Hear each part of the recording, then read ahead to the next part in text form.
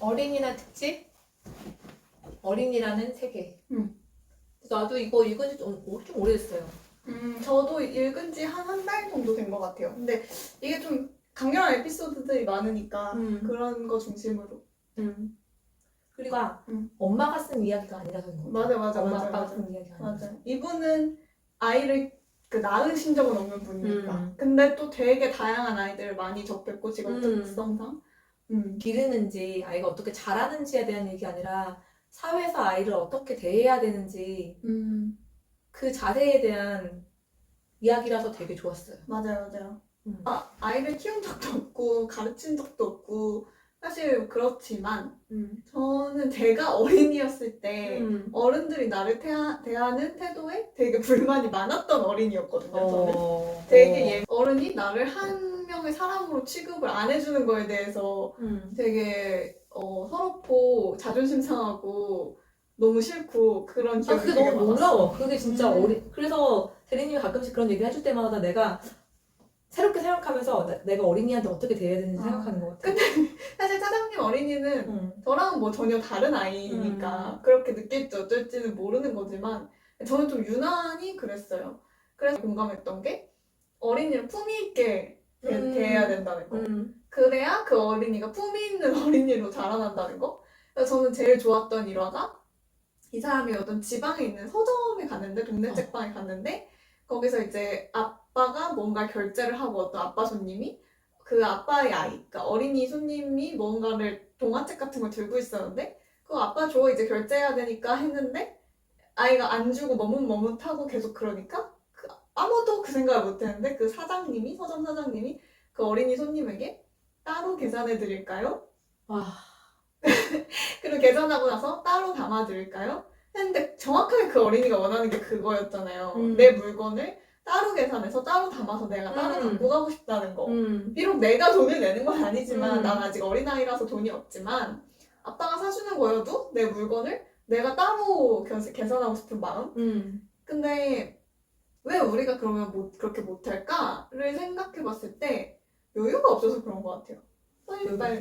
계산은 빨리 끝내야 된다? 그냥 어디 갔을 때 사실 그렇게 여유로운 상황이 많지 않고 마트 계산문, 지하철 그 책에 나오는 어린이가 어려워하는 공간들 그런 데서 어린이를 차분하게 기다려주지 못하고 한 팔로 번쩍 안고 후다닥 갈 수밖에 없는 이유는 그게 위험해서 그럴 때도 있지만 많은 경우에 뒷사람이 기다리거나 너무 사람이 밀릴 것 같거나 사람들이 쳐다볼 것 같거나 그냥 여유가 없고 빨리빨리 해야 돼서 그런 경우가 되게 많잖아요. 그쵸.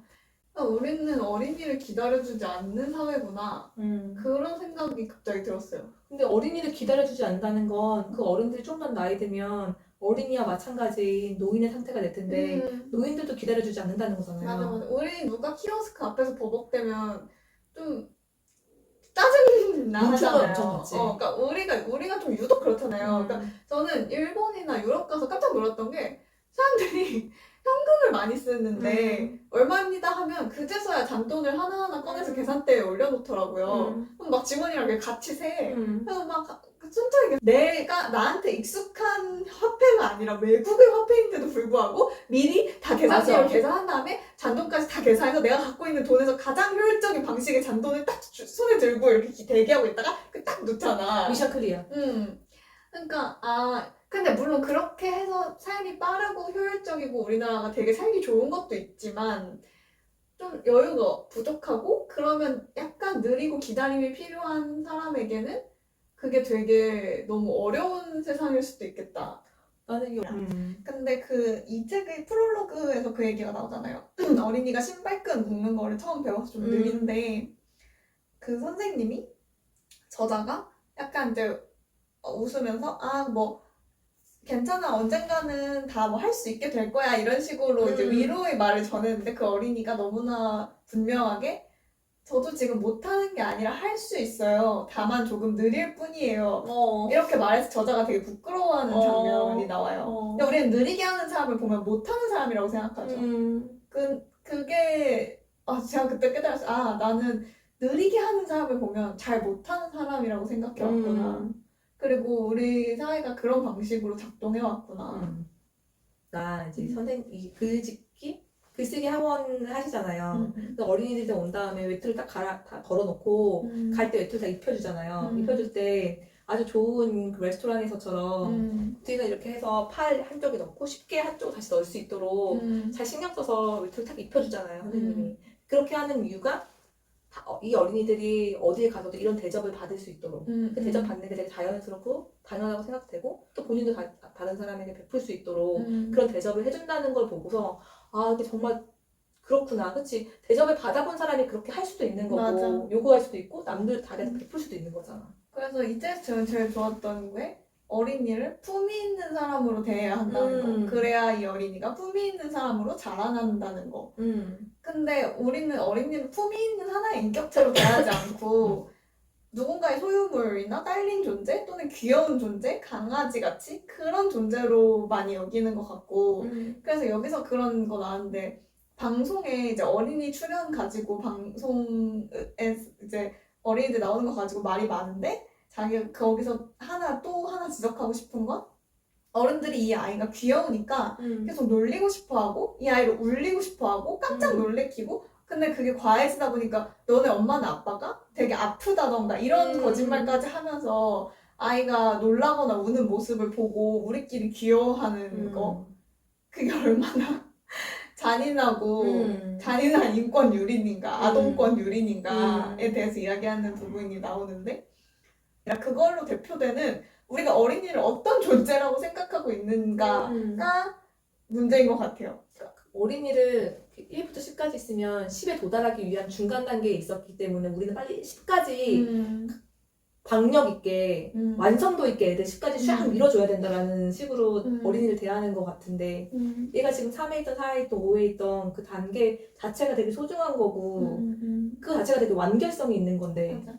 그래서 그 노키즈존에 대한 논란이 있었잖아요. 나 너무 얘기하고 싶었어요. 근데 제가 한번 친구랑 이거에 대해서 토론을 한 적이 있는데 그 친구가 그런 이야기를 했어요. 아니 근데 자본주의 사회에서 그 업주가 자기가 원하는 사람을 받고 그러니까 그 업장에 방해가 되는 어린이들 안 받겠다고 하는 게 어떻게 나쁘냐, 그걸 어떻게 국가나 사회가 제한할 수 있냐. 그래서 내가 그렇게 생각한다면 모든 걸 자본주의에 의해서 그 업주의 마음대로 할 수 있다고 생각한다면 그 유대인을 받지 않겠다고 하거나 이 버스에 흑인은 탈 수 없다고 하는 것과 뭐가 달라? 그러면 우리가 미국에 갔을 때 어떤 상점에서 이 레스토랑은 너무나 고급이기 때문에 아시아인은 들어올 수 없다고 한다면 너는 그게 그 업주의 자유이기 때문에 그렇구나 하고 넘어갈 거야? 근데 그 어린이는 거기에 해당하지 않는다고 생각하는 건 어린이는 한 명의 사람이 아니라고 생각하기 때문인 거잖아요. 어린이는 뭔가 다른 존재, 뭔가 부족한 존재이기 때문에 이 아이가 완성되기 전까지는 여기에 들어올 수 없다. 이렇게 얘기하는 건데 그거는 부당하지.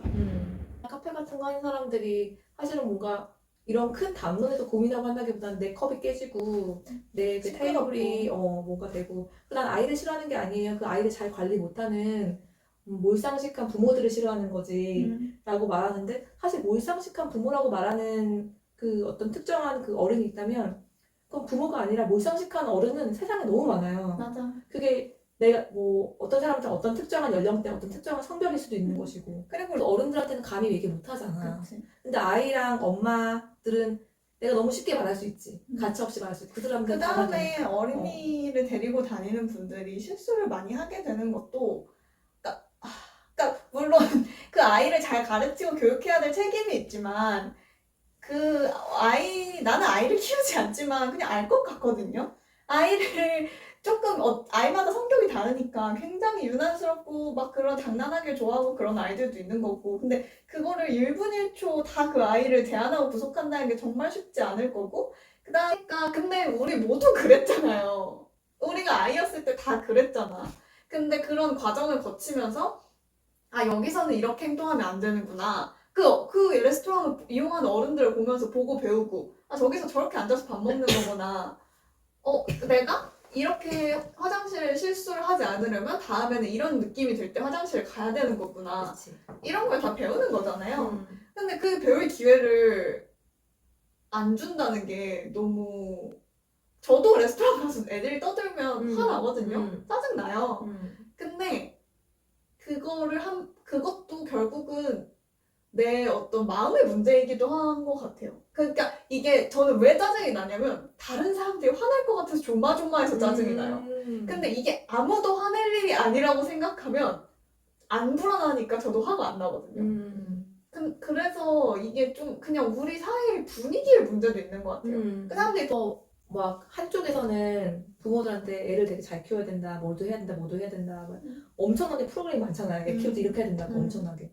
그리고 다른 한쪽에서는 왜 애를 그렇게 간수를 못하냐. 근데 애가 마치 로봇인 것처럼 내가 애를 그 로봇처럼 프로그래밍 해가지고 할 수 있는 것처럼. 근데 여기서는 애는 로봇이 아니고 한 명 한 명의 개별해야 되니까 엄마가 너무너무 신경 써야 된다고 그러고. 그 중간에서 사회에서는 어떤 역할도 하지 않으면서 그 가정 안에서 애를 그냥 어떻게 지지고 볶고 알아서 네가 대충 해서 완벽하게 어른으로 키워놔 이러는 맞아. 거지. 그러니까 너무 그리고 막 애는 애다워야 되고 선방지축이고 막 귀엽고 어른이 놀리고 싶은 그런 천진난만함도 가져야 되는데 점잖고 남을 배려하고 사회의 일원으로서 한 몫을 하는 아이이기도 해야 하는 이 상반된 요구들이 너무 쏟아지고 있는 것 같아요. 아이라는 건 어린이라는 건 이 세상에 언제 어느 때나 있고 그냥 함께 살아가는 그냥 또 다른 나예요. 여기 근데 어린이라는 책 읽으면서 되게 마음이 좀 편안해지고 따뜻해지는 건 되게 사랑스럽지만 똑똑하고 현명하고 지혜롭고 품위 있는 어린이들이 많이 나오잖아요. 그래서 저자가 자꾸 또 반했다. 반한 마음을 들키지 않도록 노력했다. 맞아. 일단 정확한 에피소드가 기억은 안 나는데 이렇게 다른 친구가 있었어. 이렇게 힘든 친구가 있었어. 그럼 어떻게 해야 되지? 라고 하면 도와준다. 막 이런 거 생각하거든. 같이 놀아야죠. 같이 맞아. 논다? 맞아. 또 한 번 반했다. 나오잖아요. 맞아.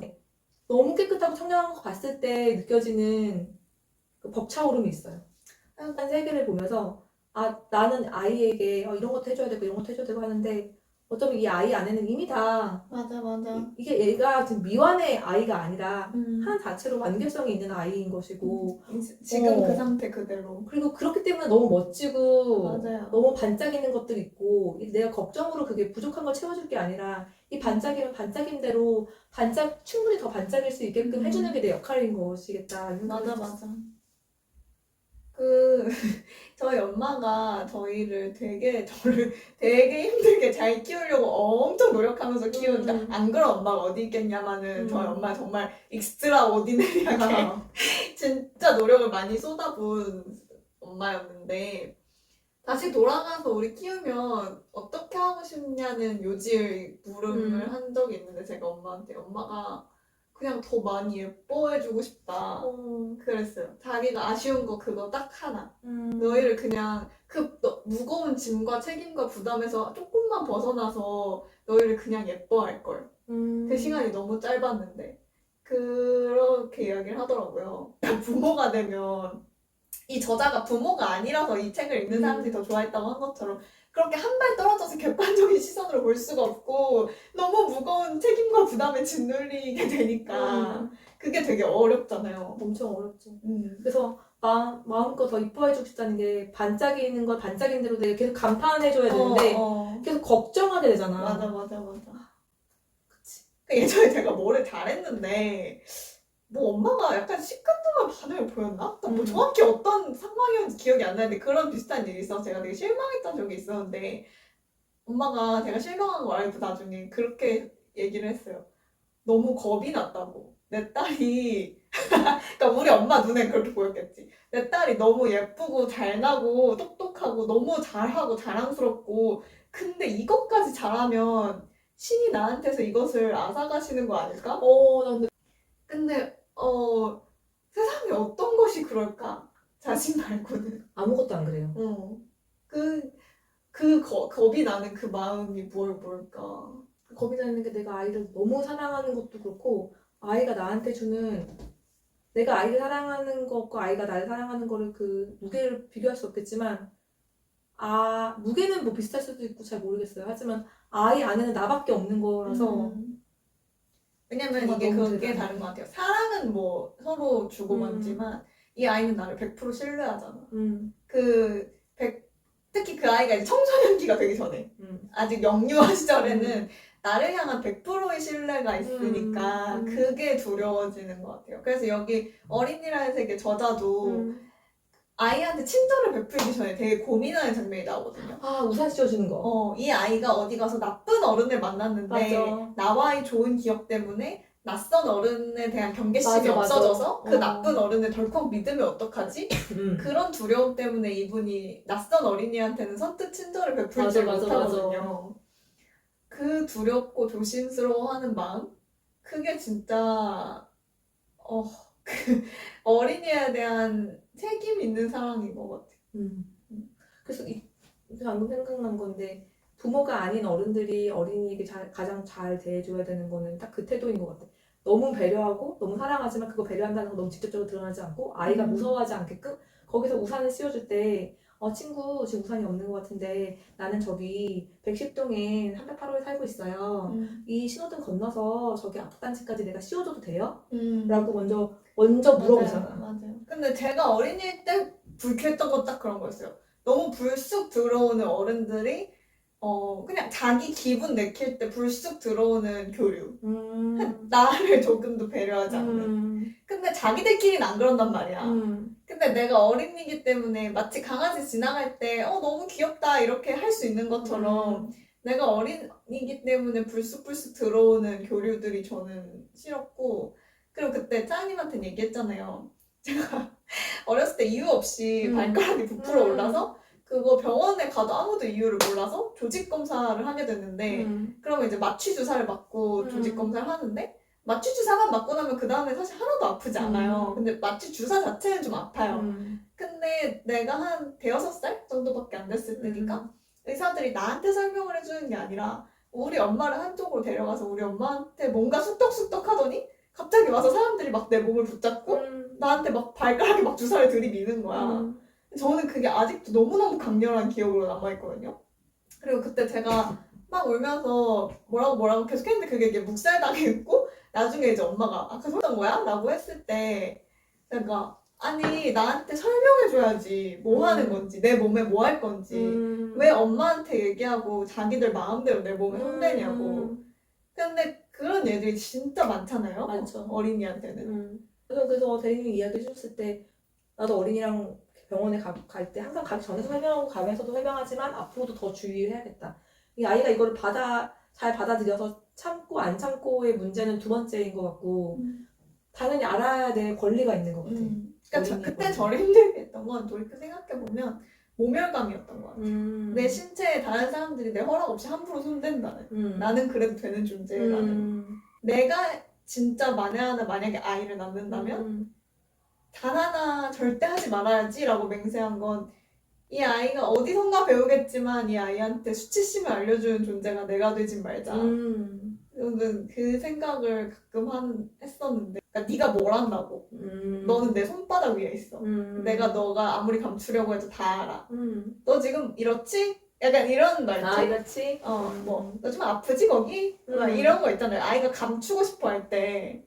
갑자기 찔리는 거. 졸리지? 근데 졸린데 안 졸리는 것 같지 않은데? 너무 내 눈에 뻔히 보이는데 애가 안 그런 척하면 약간 맹랑하기도 하고 괘씸하기도 하고 귀엽기도 하고 그래서 그걸 이렇게 짚어주고 싶잖아요. 근데 아이는 당연히 그걸 내 속마음을 감추는 게 서투니까 그걸 자꾸 들키는데 들키고 싶진 않을 거 아니야 어린이들도. 그거를 좀 점잖게 품위 있게 감춰주고 대해줄 줄 알아야 되는 것 같아. 바로 포장해드릴까요?처럼. 못 나는 이것도 되게 어린이잖아요. 근데 네. 어린인데 청소년 지금 갑자기 까먹었어. 내 조카가 지금 초등학교 1학년인데 청소년이 몇 살인지 알아? 나한테 물어보는 거예요. 청소년이라고 지금 17살? 근데 조카가 몇 살이라고 했더라? 11살인가 13살이라고 했던 것 같아. 만으로? 만이었나? 만이겠지. 그래서 엄청 어렸다고 나는 야 그럼 청소년이 그렇게 학교 앞에 지나가는데 선생님인 줄 알았어. 애들이 너무 성숙해서. 그래서 두 가지 포인트인 게 어린이 시절이 너무 짧다. 맞아. 너무 짧다. 그러네. 그리고 또 한 4-5살 때는 너무 이제 아이잖아요. 어린이가 되게 전 단계. 그러니까 어린이라고 말할 수 있는 시절이 정말 짧다. 그래서 너무 소중한 건데 자꾸 그걸 미안이라고 하면 안 될 것 같고. 맞아. 두 번째는 어린이 청소년으로 이렇게 가는 순간 완전 또 다른 세계가 되잖아요. 완전 또 청소년을 기르는 건 또 다른 일인데. 그치. 그리고 청소년에 대한 사회의 방식도 완전 다른 거고. 그치. 맞아.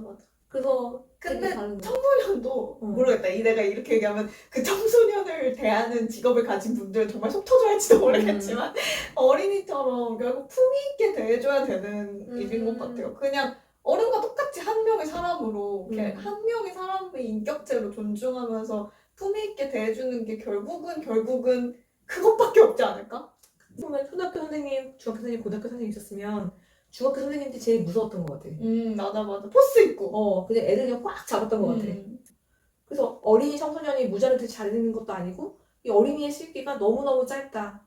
그래서 정말 더 반짝일 수 있도록 충분히 배려하고 감탄해줘야 된다. 그리고 그 어린이 청소년이 무잘리듯 잘리는 것도 아니고 청소년과 성인도 법적으로는 아니지만 우리의 그냥 사람으로는 무잘리듯 여기부터 성인 이게 나누는 게 아니잖아요.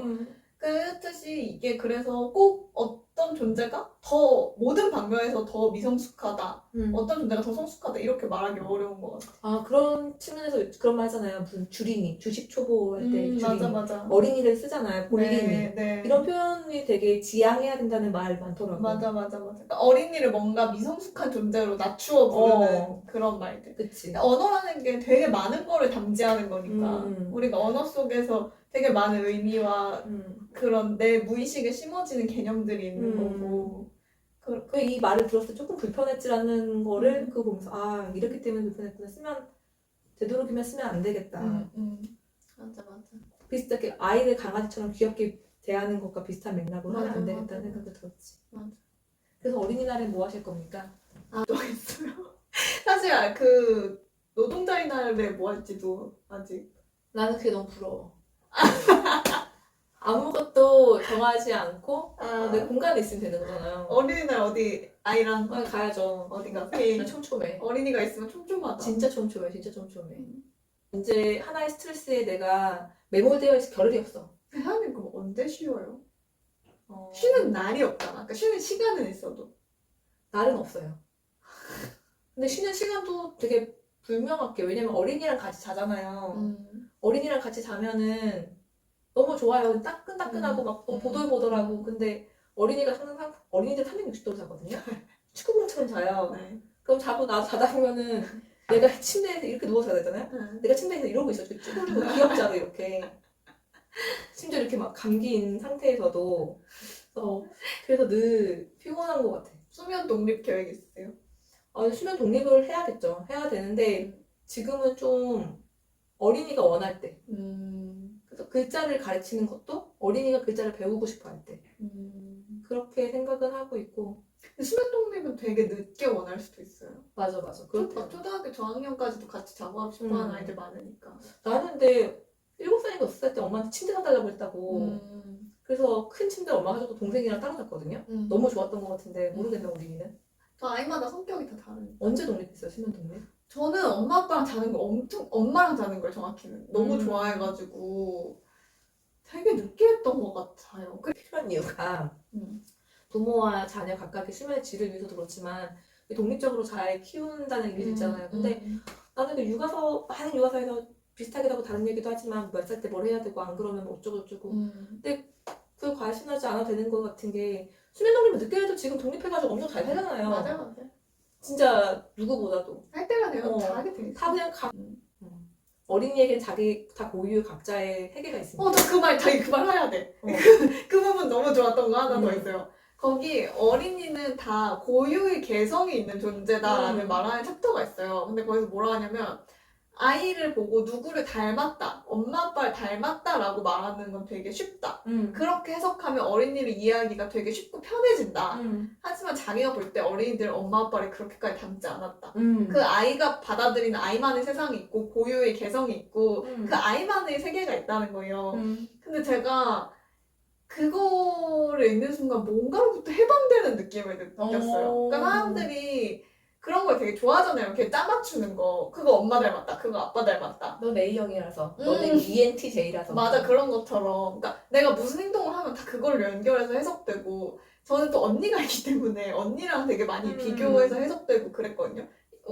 뭐 이 나이 때 너네 언니는 이런 걸 했었는데 너도 곧 하겠지 라던가 내가 뭐 예를 들어서 뭔가 신기한 걸 새로운 걸 했으면 너희 언니도 이 나이쯤에 그걸 딱 했었는데 라든가 그러니까 그 엄마 입장에서 신기했겠지만 그런 것들이 되게 많았고 뭔가 또 내가 부모의 그늘에서 벗어나지 못하는 내 건강이나 이런 것도 다 유전되고 성격이나 뭔가 삶의 태도나 이런 것도 자꾸 내 안에서 엄마 아빠를 찾게 되고 되게 거기 매이는 것 같은 느낌이 있는데 사실 아이는 엄마 아빠를 그렇게 담지 않았고 고유의 개성을 갖고 있다. 우리 편하자고 그렇게 자꾸 엮어서 해석해서는 안 된다. 라는 얘기를 들으니까 되게 해방감이 느껴졌던 것 같아요. 맞아. 그리고 그 정도의 공통점을 생각해보면 아이가 어떤 유치원 안에 친구들끼리도 있는 것이고 맞아. 연예인이랑도 있는 것이고 그래서 그 저자가 자기가 조카랑 자기랑 닮았다고 생각해서 자꾸 더 닮은 점을 찾고 안 닮은 것도 닮았다고 우기고 거기에 집착을 하는 그런 에피소드가 나오거든요. 근데 자기 남편이 한마디 해줘요. 근데 그 조카랑 그렇게까지 닮진 않았어요. 이렇게. 근데 그 말을 듣고 이 저자가 깨닫는 거야. 내가 고집을 부리고 있었다는 걸. 이 아이가 나를 닮았으면 좋겠으니까. 근데 이 아이의 고유성을 좀 인정해주고 있는 그대로 바라봐줘야 되는 것 같아. 너무 그렇고 그리고 또 어떻게 생각하면 막 성격까지는 아니더라도 외모 가지고 너무 많은 얘기를 하잖아요. 맞아. 엄마 닮았다, 아빠 닮았다. 근데 난 돌이켜 생각해보니까 나는 어렸을 때 아빠 닮았다는 얘기를 되게 많이 들었는데 들을 때마다 너무 싫었어요. 내가 왜? 넌 엄마랑 참 안 닮았다. 우리 엄마 되게 이쁘게 생겼거든요. 넌 엄마랑 참 안 닮았다? 아빠 닮았다? 저 사람들은 왜 누가 어린이가 들어도 상처가 되는 말을 저렇게 웃으면서 날 만나는 모든 사람들은 나한테 말할까? 그래, 이게 두 개가 연결되는 거야. 누굴 닮았다고 하고 싶어서, 그리고 아이가 귀여우니까 놀리고 싶어서. 둘 다 하면 안 되는 거죠. 네, 어린이 여러분 즐거운 어린이날 보내시고. 네. 엄마, 아빠 여러분 힘내시고. 역시 마찬가지로 부디 즐거운 어린이날이 되시길. 네. 부모님들도. 10살 차이 구독과 좋아요를 응원해주세요. 감사합니다. 안녕.